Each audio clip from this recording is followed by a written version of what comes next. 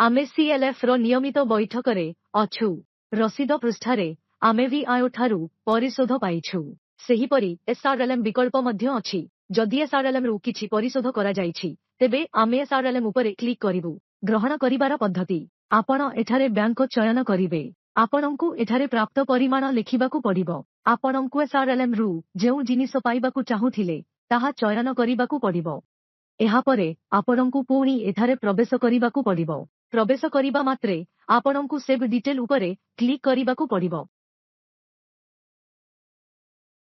आपण check number एवं कारोबार तारीख देई एहाकु सेव करिवे। तापरे आपण एसआरएल रु जहा पाइछंती ताहा प्रवेश कराजिबो। एहापरे अन्य सीएलएफ अछि। जदि आपण अन्य सीएलएफ रु कोनोसी प्रकारर टंका पाइछंती तेबे आपण एठारु ताहा नै पारिबे। एठारे केवल परिशोधर विकल्प उपलब्ध हेबो किंतु आमे अन्य कोनोसी सीएलएफ रु कोनोसी ऋण देखाई नाहु। तेणु एहाकु एठारे जोडा जिवो नाही। आसंतु पुणी थरे जांच करिबा। एठारे केवल एही ऋण परिशोधर विकल्प उपलब्ध।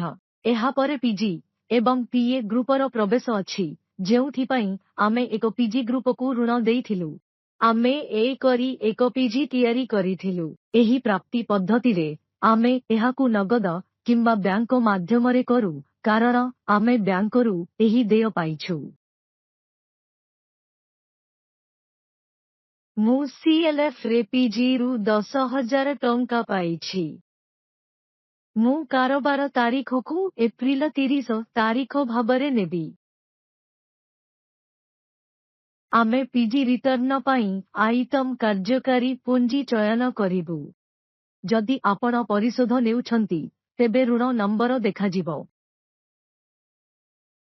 आपण चयन करिबा मात्रे चाहिदा देखाजिबो एवं आमे एठारे जहा पाइबु ताहा देबु। एहापरे आपण तळे सेव बटन पाइबे। तुमे विवरणी गुड़िकु सेव करिबो। एठारे आपण चेक नंबर देखि एंट्री को सेव करिवे।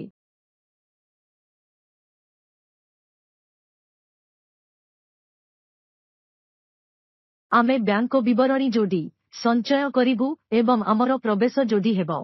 अन्य उपाय रे आपण पीजी ग्रुप रु परिशोध नै पारिबे। जदि तुमे अन्य प्रतिष्ठान विभाग रु किछि पाइछो तेबे तुमे एठारे प्रवेश करिबो। जदि केही अन्य शिक्षानुष्ठान को स्थानांतरित होइछंती तेबे आपण एठारे प्रवेश करिवे। एठारे अन्य प्रवेश करिबा समय रे आपण रसीद मोड चयन करिवे।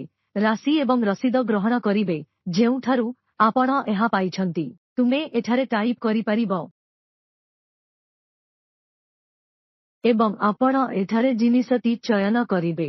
तुमे एहाकु प्रवेश करी संरक्षण करिबो। एहाकु तुमे बैंक रे एहीपरि प्रवेश करिबो। एहीपरि समस्त रसीद प्रवेश कराजिबो। धन्यवाद।